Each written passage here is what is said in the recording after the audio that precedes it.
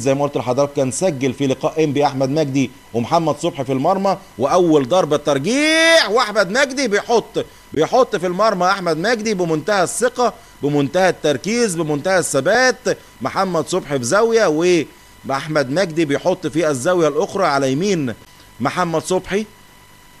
يتقدم بضربه الجزاء الاولى فريق وادي دجله.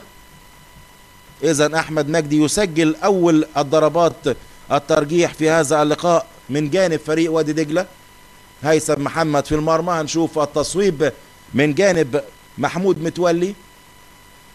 متولي اول ضربة جزاء بالنسبة للنادي الاسماعيلي. محمود متولي رقم 29. هيثم محمد في المرمى. محمود متولي وهيثم محمد وضربة الترجيح الاولى لصالح النادي الاسماعيلي. محمود متولي ويسجل بمنتهى الاقتدار ومنتهى التمكن. محمود متولي حلو قوي، بيحط على طريقة علي شحاتة كده زمان في ركلات الترجيح مع مصر والكاميرون في نهائي 86 الافريقية. بنفس الكيفية كده حط علي شحاتة واحدة على شمال بيل انطوان او على شمال نكونو، كان هو اللي بيتصدى لركلات الترجيح. اذا 1-1 ركلات ترجيح. سجل احمد مجدي لوادي دجله وسجل محمود متولي لفريق الاسماعيلي. عبد الفتاح الاغا نفس اللعيبه اللي بياخذوا دايما ركلات ترجيح وادي دجله. عبد الفتاح الاغا وصبحي، وبنفس الكيفيه يحط عبد الفتاح الاغا ضربه الترجيح الثانيه لفريق وادي دجله بنفس الكيفيه على يمين محمد صبحي. اذا عبد الفتاح الاغا كان سجل ايضا ضربتين في مرمى فريق انبي، ضربه في الوقت الاصلي وركله في ركلات الترجيح. عمرو السولية هياخد ضربة الترجيح الثانية من جانب النادي الاسماعيلي، وفي المرمى هيثم محمد كالمعتاد. من يصعد للمباراة النهائية لكأس مصر؟ هل يفعلها النادي الاسماعيلي صاحب التاريخ الكبير وصاحب لقبين عمرو السولية هيثم محمد؟ عمرو السولية ويحط برضه حلو. عمرو السولية كان رايح معها والله هيثم محمد، انما كانت الكرة اسرع واقوى من رد فعل هيثم محمد وبعيدة عن ايد هيثم محمد عشان يحط عمرو السولية ركلة الترجيح الثانية للنادي الاسماعيلي. اذا ركلتين من جانب كل فريق. سجل لوادي دجله احمد مجدي وعبد الفتاح الاغا، وسجل لنادي الاسماعيلي محمود متولي وعمرو السولية.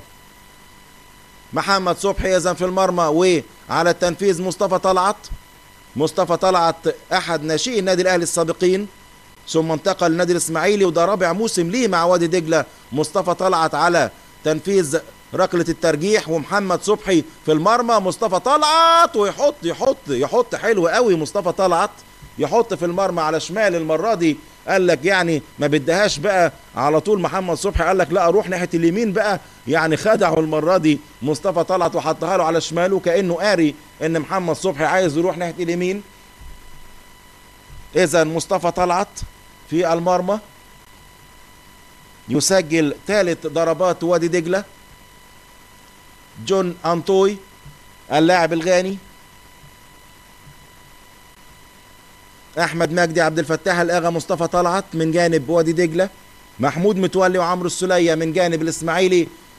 جون انطوي الركله الثالثه للنادي الاسماعيلي. جون انطوي ويسجل حلو، يسجل كويس قوي. جون انطوي حط كرة في زاويه وهيثم محمد راح في الزاويه الثانيه. 3-3 كده ركلات الترجيح. جون انطوي وهيثم محمد في زاويه والكرة في زاويه. ادي محمد عبد الفتاح او تاحه، احد لاعبي النادي الاهلي السابقين ايضا زي مصطفى طلعت. محمد عبد الفتاح، احمد مجدي، عبد الفتاح الاغا، مصطفى طلعت من جانب وادي دجله. سجلوا محمود متولي، عمرو السولية، جون انطوي من جانب النادي الاسماعيلي. محمد عبد الفتاح او تاحه على تنفيذ الضربه الرابعه لوادي دجله، ويحط حلو قوي في المقص الشمال. محمد عبد الفتاح على شمال محمد صبحي. كل اللعيبه اللي سجلت بمنتهى الاقتدار وحطت ركلات جميله جدا في المرمى. مستمتعين حتى الآن بركلات الترجيح. إذا محمد عبد الفتاح يسجل الضربة الرابعة داخل سامح عبد الفضيل. الركلة الرابعة من جانب النادي الإسماعيلي وهيثم محمد في المرمى. هل يسجل سامح عبد الفضيل؟ سامح، ويدوب الراجل بيسجل سامح عبد الفضيل، وبيشاور كده للجماهير القليلة جدا اللي يعني بتشاهد كده المباراة من شرفات المنازل حول الملعب. ادي سامح عبد الفضيل بيحط في اقصى الزاوية اليمنى، كان رايح والله معاها هيثم محمد، انما يعني خدمته ان سامح كان حاطط في اقصى الزاوية اليمنى. ده مشروع حمام سباحة ولا ايه في نادي الاقصر مش عارفين يعني، ولسه كده تحت الانشاء. انما ادي الركلة الخامسة بقى من جانب فريق وادي دجلة. الركلة الخامسة من جانب فريق وادي دجلة، وادي على طول يحط حامد فيصل في المرمى. حامد فيصل عشان يكتمل خماسية فريق وادي دجلة في ركلات الترجيح في مرمى النادي الإسماعيلي. في مرمى محمد صبحي حطها حلو قوي. كل الركلات بقول لحضراتكم حتى الآن محطوطة كويس جدا من جانب كلا الفريقين. حسني عبد ربه هيشوط الضربة الخامسة. هل يضيع حسني عبد ربه مثلما أضاع في مباراة القناة؟ حسني عبد ربه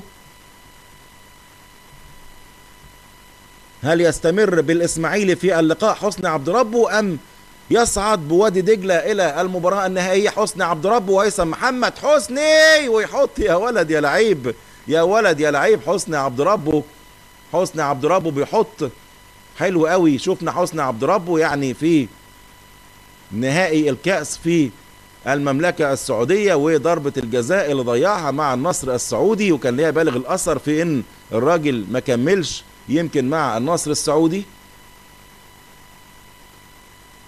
إنما حسني المرة دي بيرد على المشككين وبيحط ركلة ترجيح بمنتهى الخبرة، بمنتهى الذكاء، بمنتهى المعلمة كده. حسني عبد ربه بيحط في المرمى. إذا هنبتدي بقى ناخد ضربة وضربة بالنسبة ليه وادي دجلة.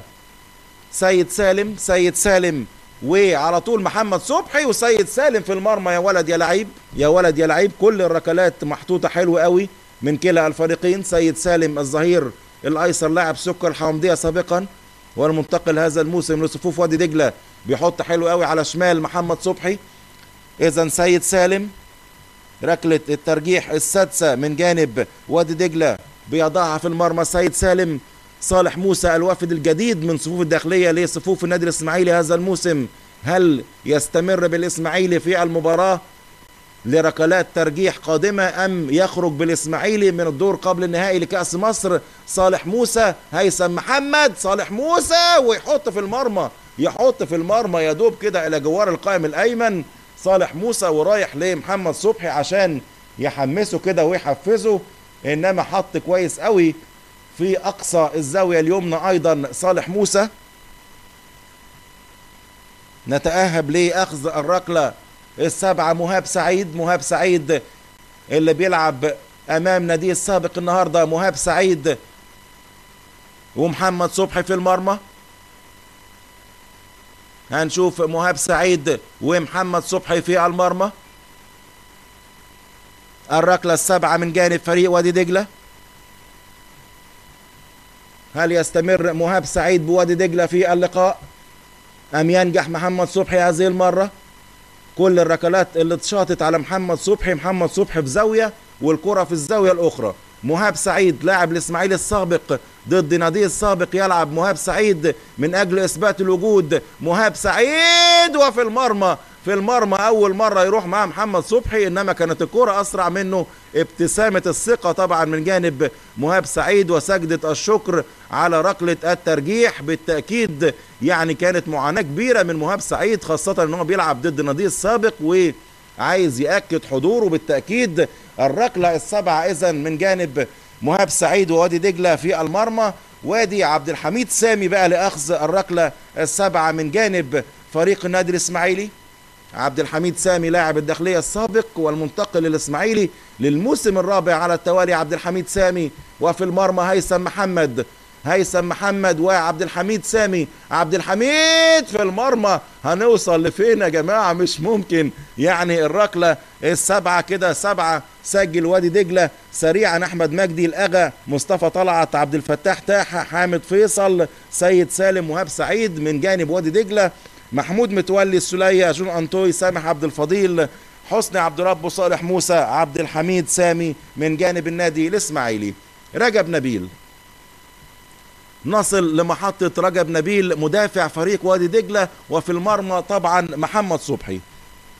رجب نبيل احد ابناء وادي دجلة، 20 سنة. رجب نبيل الخبرة ولا الشجاعة؟ على طول الشجاعة بتكسب. ومحمد صبحي للمرة اقول ايه، للمرة الثامنة في الكرة في زاوية، او يمكن للمرة السابعة، هو رحمة واحدة بس.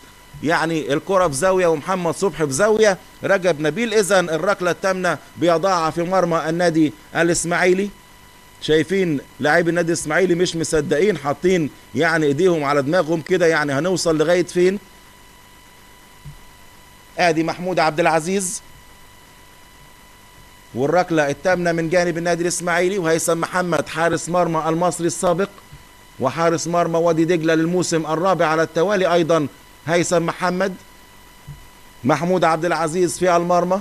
هيثم محمد على تصدي ضربة الترجيح، ويتصدى بالفعل هيثم محمد. يتصدى بالفعل هيثم محمد، ووادي دجلة لأول مرة في تاريخه إلى الدور النهائي. وفرحة كبيرة، هاني رمزي وأحمد فتح الله وبقية الجهاز، فرحة كبيرة جدا. وادي دجلة